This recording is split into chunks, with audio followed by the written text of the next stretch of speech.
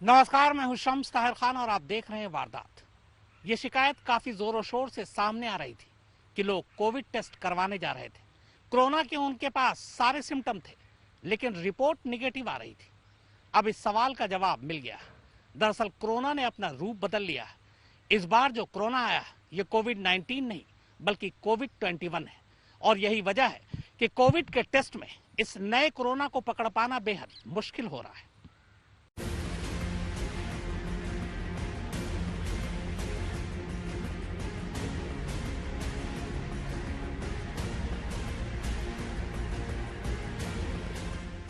दिलासा देना एक बात है, लेकिन सच्चाई से मुंह छुपाना अलग। हम खुद को इत्मीनान दिलाने के लिए कह सकते हैं कि सब ठीक है, मगर ये आंकड़े बता रहे हैं कि all is not well. Corona के जितने मामले शुरू के 3 महीने में आए थे, हिंदुस्तान में अब वो मामले रोजाना आ रहे हैं। और ये आंकड़े छोटे मोटे नहीं बल्कि बेहद बड़े हैं। 4 लाख के आसपास लोग रोजाना अब देश में कोरोना की चपेट में आ रहे हैं, जिनमें करीबन 4000 लोग रोजाना इस वायरस की चपेट में आकर दम तोड़ रहे हैं। लेकिन कोरोना का कहर है कि थमने का नाम ही नहीं ले रहा, बल्कि दिन ब दिन बलवान और बलवान होता चला जा रहा है। अब खबर आई है कि कोरोना का एक और नया वर्जन यानी संस्करण आ गया है, कोविड-21। हम आपको डरा नहीं रहे, लेकिन हालात को देखते हुए हमारा डरना जरूरी है। सारी एहतियातों को गीता कुरान की तरह मानने की जरूरत है, क्योंकि वैक्सीन आपको कब तक लगेगी, वो कितनी असरदार होगी, ये सब अभी मामले भगवान भरोसे ही। वैक्सीन लगवाने के बाद भी लोग कोरोना से इन्फेक्टेड हो रहे हैं। हालांकि इसका ये मतलब नहीं है कि वैक्सीन न लगवाई जाए। वैक्सीन लगाना इसलिए जरूरी है क्योंकि इसे लगवाने के बाद गुंजाइश है कि भले आप कोरोना से दोबारा संक्रमित हो जाए, मगर जान जाने का खतरा काफी कम हो जाता है। क्योंकि जिन लोगों को वैक्सीन नहीं लगी है, उनकी मृत्यु दर बढ़ी है। लेकिन मृत्यु दर कम या ज्यादा होना आपको कोरोना के कहर का सही आइडिया नहीं दे सकता, खासतौर पर कोरोना की इस दूसरी लहर में, जहां ये मामले हैरत अंगेज तरीके से बढ़ रहे हैं। आइए आपको इसे एक मिसाल देकर समझाते हैं। फर्ज कीजिए 5 लोग कोरोना से संक्रमित हैं और उनमें से 2 की मौत हो जाती है, तो मृत्यु दर 40% होती है। सुनने में ये भले ज्यादा लगे, लेकिन मरने वालों की तादाद सिर्फ 2 है। अगर 20,000 कोरोना के मामले हैं और उनमें से 200 लोगों की मौत हो जाती है, तो मृत्यु दर 1% होगी। लेकिन इस बार मरने वालों की तादाद 200 है, तो अगर कोरोना के मामले इसी तरह बढ़ते रहे तो मृत्यु दर से इस पैंडेमिक का अंदाजा नहीं लगाया जा सकता। जानकारों का मानना है कि कोविड हमारे साथ ही रहने वाला है, पर जैसा पिछले साल था वैसा नहीं। इस बार कुछ नई चुनौतियां हमारे सामने होंगी। इनकी पिछले साल के हालात से तुलना नहीं की जा सकती। इस बार जो दिक्कतें हैं वो नई है, तो जाहिर है जो उसके हल होंगे वो भी नए ही होंगे। आसान जुबान में कहें तो कोविड-19 खत्म हो चुका है और जो आज हमारे साथ है वो है कोविड-21।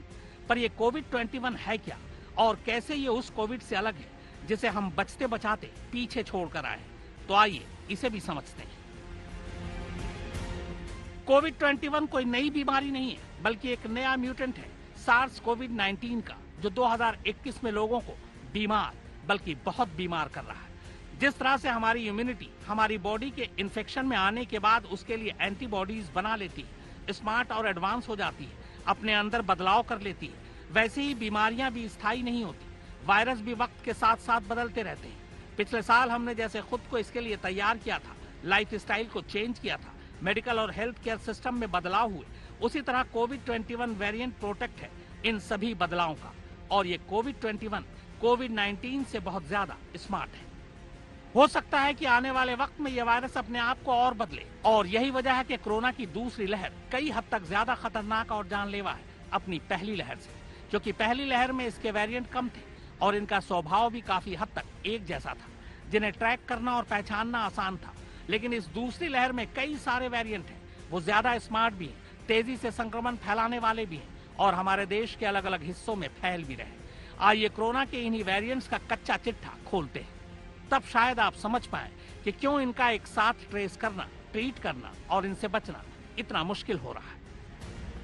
दुनिया में मोटे तौर पर अब तक 3 वेरिएंट मिले थे। इन्हें इस देश के नाम से ही बुलाया जाता है जहां ये पहली बार पाए गए। इनमें पहला है यूके यानी इंग्लैंड वेरिएंट, दूसरा है साउथ अफ्रीका वेरिएंट और तीसरा है ब्राजील वेरिएंट। देश की बात करें तो यहाँ अलग अलग हिस्सों में कोरोना के अलग अलग वेरिएंट पाए गए। मसलन कर्नाटक और बेंगलुरु में सबसे ज्यादा साउथ अफ्रीका वेरिएंट पाया गया, दक्षिण भारत में भी साउथ अफ्रीका वेरिएंट काफी तेजी से फैल रहा है, जबकि यूके वेरिएंट पंजाब में काफी मामलों में देखा जा रहा है।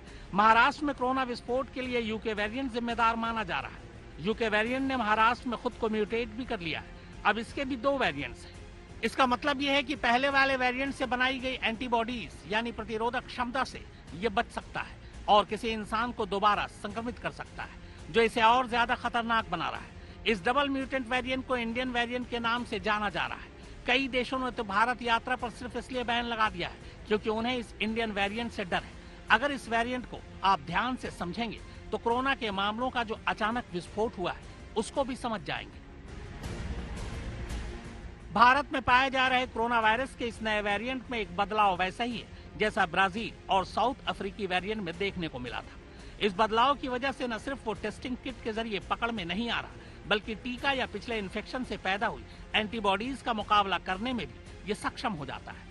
इस नए वेरिएंट की डिटेल्स ऐसे वक्त में आई है जब जीनोम सीक्वेंसिंग डेटा से सबसे पहले भारत में मिले एक और वेरिएंट के बड़े पैमाने पर फैलने की बात चली। ये नया वेरिएंट कुछ वक्त पहले पश्चिम बंगाल में सामने आया था। म्यूटेशन और उसके क्लिनिकल असर पर डिटेल में स्टडी अभी नहीं की गई क्योंकि ये डबल म्यूटेंट वेरिएंट काफी तेजी से फैल रहा था। बंगाल से जितने म्यूटेशन सामने आए हैं उनमें से करीब 25% में ये वेरिएंट मिला है। इसी तरह के म्यूटेंट के कुछ केस अमेरिका, स्विट्जरलैंड, सिंगापुर और फिनलैंड में भी देखे गए हैं। देश में इस म्यूटेंट के 130 केस मिले हैं, इनमें से 129 बंगाल से ही हैं। पूरी दुनिया में इस म्यूटेंट के सबसे ज्यादा मामले भारत में ही है। दूसरे लफ्जों में कहें तो कोरोना का ये देसी वेरिएंट है। इस वेरिएंट ने कुछ बदलावों के बाद खुद को और मजबूत बना लिया है, जो प्लाज्मा थेरेपी को भी चकमा दे सकता है। जैसे जैसे कोरोना के ये नए संस्करण आ रहे हैं, वैसे वैसे हमारी बॉडी को फिर से काम करना पड़ रहा है कोरोना के नए वेरिएंट के खिलाफ एंटीबॉडी बनाने में। और इस प्रतिरोधक क्षमता का रोल बहुत ज्यादा अहम होने वाला है हमारी इस लड़ाई में। पर ये इम्यूनिटी या एंटीबॉडी बनती कैसे है, और पुराने वेरिएंट के लिए किसी बॉडी के अंदर इम्यूनिटी डेवलप हो जाती है तो क्या वो कोविड-21 के लिए भी असरदार साबित होगी? टी सेल्स यानी थाइमस सेल और बी सेल्स यानी बोन मैरो सेल, ये 2 सेल हैं जो हमारे अंदर मौजूद संक्रमण का लेखा जोखा रखते हैं और उससे लड़ने के लिए अपनी प्रतिरोधक क्षमता में बदलाव करते रहते हैं। ये किसी भी एंटीबॉडी की तुलना में काफी अहम है, खासकर तब जब बात आती है किसी भी वायरस के खिलाफ लंबे वक्त तक सुरक्षा देने की। वैज्ञानिक प्रमाण है कि हमारे शरीर में मौजूद ये दोनों सेल कोविड से बचने के लिए मेमोरी बना सकते हैं। एक रिसर्च के मुताबिक जो लोग सार्स से 2003 में संक्रमित हुए थे, उनके टी सेल्स ने कोविड के वायरस को पहचान लिया और उसके विरुद्ध एंटीबॉडी बना ली। तो अगर हमारे शरीर में मौजूद टी सेल्स कोविड-19 को पहचानना शुरू कर दे तो उसके ये नए वेरिएंट हमारे लिए कम खतरनाक होंगे। हालांकि 100% ऐसा होगा, यह अभी रिसर्च का विषय है। कुछ वैज्ञानिक इससे इत्तेफाक नहीं रखते हैं। उनका कहना है कि मुमकिन है कि टी सेल्स वायरस का पहचानना शुरू कर दे, लेकिन उसका यह मतलब नहीं होगा कि खतरा टल गया है, क्योंकि कोविड-21 का बुरा या कमजोर वेरिएंट भी कोविड-19 से कई मायनों में अलग होगा। हाँ, ये जरूर हो सकता है कि कई गंभीर मामलों को वैक्सीन की मदद से माइल्ड किया जा सके, लेकिन अगर हम लंबे वक्त के लिए वायरस से बचने की सोच रहे हैं तो हमें वैक्सीन के साथ साथ इम्यूनिटी बूस्टर्स की भी जरूरत पड़ेगी। इस बार हालात खराब इसलिए भी हुए क्योंकि कोरोना के वायरस ने अपने को बार बार बदला। पहले हर तरफ जिस डबल म्यूटेंट का शोर मचा हुआ था और अभी जिसे साइंटिस्ट ढंग से समझ भी नहीं पाए थे कि ट्रिपल म्यूटेंट ने दस्तक दे दी। यानी पहले डबल म्यूटेंट वाला कोरोना वायरस अब ट्रिपल म्यूटेंट हो गया है। मगर सवाल ये है कि आखिर ये ट्रिपल म्यूटेंट है क्या? कोरोना की दूसरी वेव से सबसे ज्यादा प्रभावित राज्यों में वायरस के 3 अलग अलग वेरिएंट्स मिले हैं। इन सैंपल में 2 सैंपल में स्पाइक प्रोटीन में 2 बड़े म्यूटेशन या बदलाव देखने को मिले। तीसरे वर्जन में स्पाइक प्रोटीन के बाहर बदलाव देखे गए हैं। साइंटिस्ट के मुताबिक ये बदलाव भी अहम है। आसान जुबान में इस डबल और ट्रिपल म्यूटेंट के चक्कर को समझे तो जैसे वक्त के बारे में ये निश्चित है कि वो बदलेगा जरूर, वैसे ही वायरस के बारे में भी ये तय है कि ये रूप बदलेगा ही बदलेगा। तो भारत में इस डबल वेरिएंट जिसे B1617 का नाम दिया गया, उसमें सार्स कोविड-2 के 2 म्यूटेंट हैं। मतलब सार्स कोविड-2 का जो वायरस था उसमें अब 2 बड़े बदलाव आ गए हैं। इन बदलावों के नाम है E484Q और L452R। E484Q म्यूटेंट ब्रिटेन और साउथ अफ्रीका में पाए गए कोरोना वायरस वेरिएंट से मिलते जुलते हैं। इसी तरह से L452R वेरिएंट्स की वजह से अमेरिका के कैलिफोर्निया में तेजी से वायरस फैला था। ये दोनों बदलाव दूसरे देशों में पाए गए कोरोना वायरस के वेरिएंट्स में भी पाए गए, लेकिन ये पहली बार भारत में ही हुआ कि एक ही वेरिएंट्स में दोनों बदलाव आ गए। इस तरह से इसे डबल म्यूटेंट वाला कोरोना वायरस कहा गया। आप पूछेंगे कि आखिर वायरस को बार बार रूप बदलने की जरूरत ही क्यों पड़ती है, तो इसका जवाब बस इतना सा है कि नेचर में सर्वाइवल फॉर फिटेस्ट, यानी जो फिट है वो हिट का फंडा चलता है। वायरस भी चाहते हैं कि वो खुद को ऐसे ढाल लें कि शरीर के अंदर जाकर उन पर एंटीबॉडी का कुछ असर न हो। इस वजह से ही डबल म्यूटेंट वाले वायरस से शरीर पहले की तरह नहीं लड़ पा रहा। इसकी वजह यह है कि डबल म्यूटेशन की वजह से वायरस के स्पाइक प्रोटीन में ऐसा बदलाव आ गया है कि ये इंसानी शरीर में बेहतर तरीके से खुद को बचा पा रहा है। ये स्पाइक वही है जो आपको कोरोना वायरस की फोटो में कांटे जैसे दिखते हैं। अब तीसरे वेरिएंट्स ने दस्तक दी है। उसके बारे में फिलहाल इतना पता चला है कि कुछ सैंपल में डबल वेरिएंट्स में हुए बदलाव के अलावा भी बदलाव देखे गए।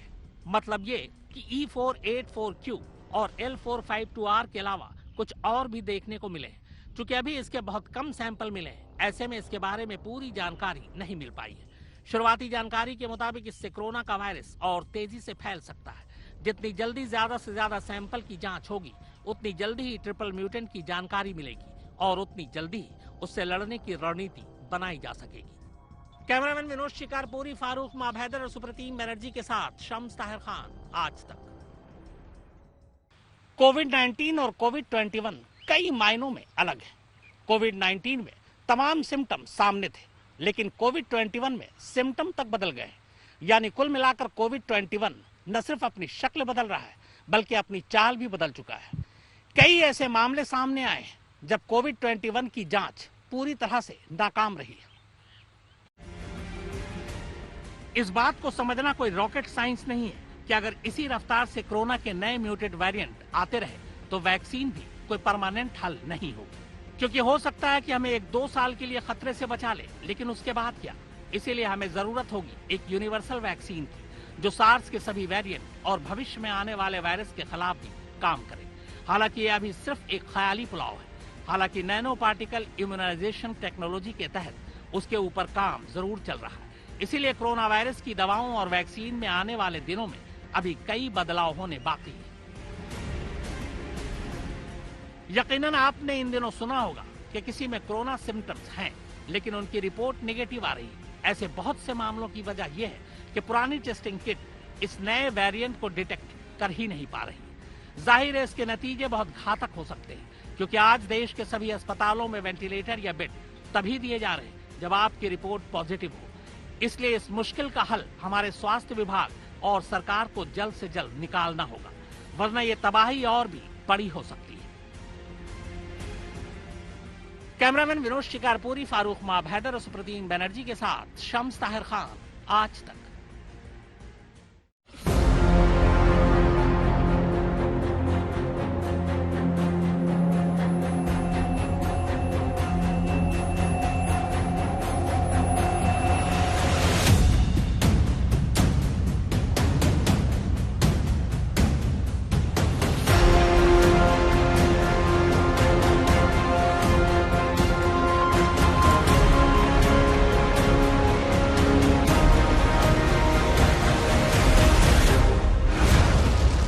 दूसरी अभी गई नहीं और तीसरी आने की तैयारी में है।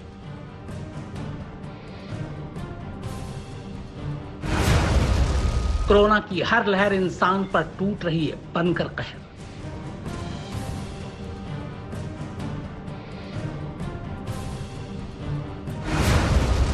दूसरी लहर जाएगी कब, यह अभी तक पता नहीं।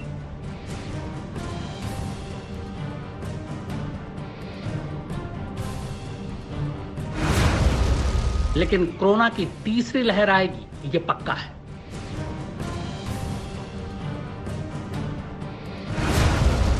कोरोना की हर लहर एक है।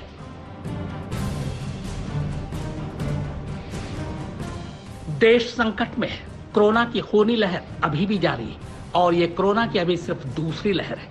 इसकी तीसरी लहर अभी भी बाकी है और वो भी आने वाली है। ये कोई अटकल नहीं है, बल्कि ये चेतावनी खुद प्रधानमंत्री के वैज्ञानिक सलाहकार के राघवन दे रहे हैं। SARS coronavirus to go from here. A phase 3 is inevitable, given the high levels of circulating virus, but it's not clear on what time scale this phase 3 will occur. पिछले कुछ महीनों में कोरोना के वायरस ने खुद को इतनी बार mutate किया है कि जिसे देखते हुए कोरोना की सिर्फ तीसरी नहीं बल्कि चौथी लहर की भी आशंका जताई जा रही है। इस चेतावनी में जो सबसे ज्यादा डराने वाली बात है वो ये कि वैक्सीनेशन के बाद ये लोगों को संक्रमित करने का नया तरीका ढूंढ ले या और ज्यादा नए वेरिएंट्स बना ले। मुमकिन है कि कोरोना के नए वेरिएंट इम्यूनिटी को भी गच्चा देने में सक्षम हो। दूसरी लहर के दौरान भी ऐसा देखा जा चुका है। जिन लोगों के शरीर में संक्रमण से ठीक होने के बाद कोरोना के खिलाफ एंटीबॉडी बनी या फिर वैक्सीन लेने के बाद इम्यूनिटी डेवलप हुई, उन लोगों को भी वायरस संक्रमित कर रहा है। खैर, जो सबसे बड़ा सवाल है वो ये कि कोरोना की ये दूसरी लहर जाएगी कब और तीसरी लहर आएगी कब। कोरोना की मौजूदा लहर के बारे में अनुमान लगाया जा रहा है कि ये मई के तीसरे या चौथे हफ्ते में अपनी पीक पर पहुंचेगा, जबकि कई वैज्ञानिकों का मानना है कि अगले हफ्ते से कोरोना की दूसरी लहर ढलान पर होगी, जिसके बाद केस घटने शुरू हो सकते हैं और फिर सर्दियों के मौसम में आ सकती है कोरोना की तीसरी लहर। National expert group on vaccine administration for कोविड-19 के सदस्य डॉक्टर एन.के. अरोड़ा के मुताबिक मई के दूसरे हफ्ते में कोरोना की पीक खत्म होने के अगले 4-5 महीनों तक संक्रमण के मामले कम होते रहेंगे और उसके बाद मामले अचानक फिर बढ़ने शुरू हो सकते हैं। इस तरह अक्टूबर या नवंबर तक तीसरी लहर की शुरुआत हो सकती है। अलग अलग राज्यों या शहरों में यह अलग अलग वक्त पर आ सकती है।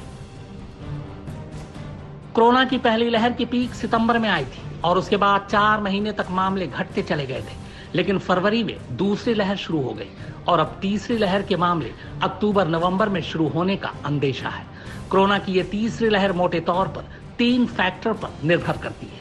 पहली तो ये कि दिसंबर तक हम कितने लोगों को वैक्सीनेट करते हैं, दूसरा हम सुपर स्प्रेडर इवेंट को कितना रोक पाते हैं और तीसरा ये कि हम कितनी जल्दी वायरस के नए वेरिएंट्स की पहचान कर उसे रोक सकते हैं। कोरोना की पहली लहर में वायरस ने बुजुर्गों पर अटैक किया, दूसरी लहर में यह युवाओं को ज्यादा निशाना बना रहा है, मगर इस संक्रमण से इस बार सबसे ज्यादा खतरा है बच्चों को। ऐसा दुनिया के दूसरे देशों में भी हुआ है, लिहाजा सरकार को जल्द से जल्द बच्चों के टीकाकरण के कार्यक्रम को शुरू करना चाहिए, नहीं तो कोरोना की तीसरी लहर में 18 साल से कम उम्र वाले बच्चे बुरी तरह इसका निशाना बन सकते हैं। एक अंदाजे के मुताबिक इस वक्त भारत की कुल आबादी में 18 साल से कम उम्र के बच्चों की हिस्सेदारी 30% है। 18 साल से ऊपर के लोगों के लिए तो वैक्सीन की विंडो खोल दी गई है। अब बचे हैं 18 से कम उम्र के बच्चे और इनके लिए अभी कोई वैक्सीन नहीं आई। एक रिपोर्ट के मुताबिक अगर 18 साल से ऊपर के लोगों का वैक्सीनेशन हो गया तो छोटे बच्चों को वायरस ज्यादा अटैक करेगा और 6 से 12 साल के बच्चों के लिए यह खतरनाक साबित हो सकता है। We need to ensure that vaccination is the only weapon to ensure most people are protected rather than assuming that people will attain herd immunity through the infection. Court ने कमान अपने हाथों में ले ली है और सरकार से साफ कहा है कि अब बच्चे बनने से काम नहीं चलेगा, बच्चों के लिए सोचना होगा। तीसरी लहर बच्चों पर ज्यादा असर डालेगी, उसके लिए आपके पास तैयारियां क्या हैं? सिर्फ जबानी जमा खर्च से नहीं बल्कि जमीन पर चीजें दिखनी चाहिए। अगर जमीन पर चीजें नहीं दिखी तो जमीन से चीजें दिखना बंद हो जाएंगी। सीरम इंस्टीट्यूट ऑफ इंडिया के मुताबिक वो इस साल के अक्टूबर के महीने तक बच्चों की वैक्सीन विकसित कर लेगा, जबकि कोवैक्सीन बनाने वाली कंपनी भारत बायोटेक भी इस पर काम कर रही है और उसकी वैक्सीन ट्रायल स्टेज में है। अगर हम अमेरिकी कंपनी फाइजर की बात करें तो उसने बच्चों के लिए वैक्सीन बना ली है और कनाडा में तो 12 साल से ऊपर के बच्चों पर इसके इस्तेमाल की मंजूरी भी दे दी गई है। उम्मीद जताई जा रही है कि अमेरिका में भी जल्द इसे मंजूरी मिल जाएगी। इसके अलावा मॉडर्ना कंपनी भी इस पर काम कर रही है। लेकिन अगर भारत की बात करें तो एक बात साफ है कि भारत में तीसरी लहर बेहद करीब है, जबकि बच्चों के लिए जल्द वैक्सीन आने की उम्मीद अभी कम है। सरकार बाहर से वैक्सीन आयात कर ले तो और बात है। यानी कि हमारे देश में लगभग 58 से लेकर 60 करोड़ बच्चे हैं जो जिनमें से एक भी अभी तक वैक्सीनेट नहीं हुआ और आने वाले 3-4 महीने में शायद कोई वैक्सीनेट भी नहीं होगा। क्योंकि अभी तक उनके ट्रायल्स वगैरह आने में समय लगेगा। तो हमारे बच्चे इस वक्त काफी वल्नरेबल हैं। सेकेंड वेव में भी हमने देखा है कि पुराने वेव से ज्यादा बच्चे जो हैं थोड़े इफेक्ट हो रहे हैं। थर्ड वेव में तो हमें उम्मीद है कि बच्चे जो हैं वो और ज्यादा इफेक्ट होंगे, क्योंकि हमारे बच्चे वैक्सीनेटेड नहीं है। तो हमें बहुत ही जागरूक रह के चलने की आवश्यकता है। हमारे एपिडेमियोलॉजिस्ट को नजर बना के रखनी है कि वायरस अपना वेरिएंट चेंज कर रहा है तो किस तरह का चेंज कर रहा है। और सबसे इंपॉर्टेंट चीज है कि हमारे को अपने बच्चों को प्रोटेक्टेड रखना है, जो कि इस वक्त वल्नरेबल हैं, जिनके लिए कि वैक्सीन अभी हमारे पास नहीं उपलब्ध है। और अगर थर्ड वेव आई और इस तरफ मुंह कर लिया बीमारी ने तो काफी दिक्कत हो सकती है, क्योंकि बच्चों का इलाज भी डिफरेंट होता है, बच्चों की इक्विपमेंट भी डिफरेंट है, बच्चों के डॉक्टर भी डिफरेंट है। तो हमारे सारे संसाधनों के ऊपर हमारे को ध्यान रखने की आवश्यकता है। वैसे अभी तक के आंकड़े देखें तो कोरोना वायरस ने बच्चों में गंभीर समस्या पैदा नहीं की है, लेकिन दूसरी लहर में संक्रमित बच्चों की तादाद जरूर तेजी से बढ़ी है। बावजूद इसके अमूमन बच्चे सीरियस कंडीशन में नहीं गए, लेकिन आगे यह वायरस क्या तबाही मचाने वाला है, ये या तो ऊपर वाला जानता है या ये खुद। तीसरी लहर की इस चेतावनी को ध्यान में रखते हुए सरकार को बच्चों के लिए कोविड देखभाल वार्ड बनाने होंगे। हम बच्चों के मामले में जब होगा तब देखेंगे जैसा रवैया नहीं अपनाया जा सकता। सरकार को बच्चों की वैक्सीन की टेस्टिंग पर निगरानी रखते हुए उसे जल्द से जल्द मंजूरी भी देना होगा, ताकि किसी भी अनहोनी से निपटने के लिए हम पहले से ही तैयार रहें। कैमरामैन विनोद शिकारपुरी, संजय शर्मा, फारूक माब हैदर और सुप्रतीम बनर्जी के साथ शम्स ताहिर खान, आज तक।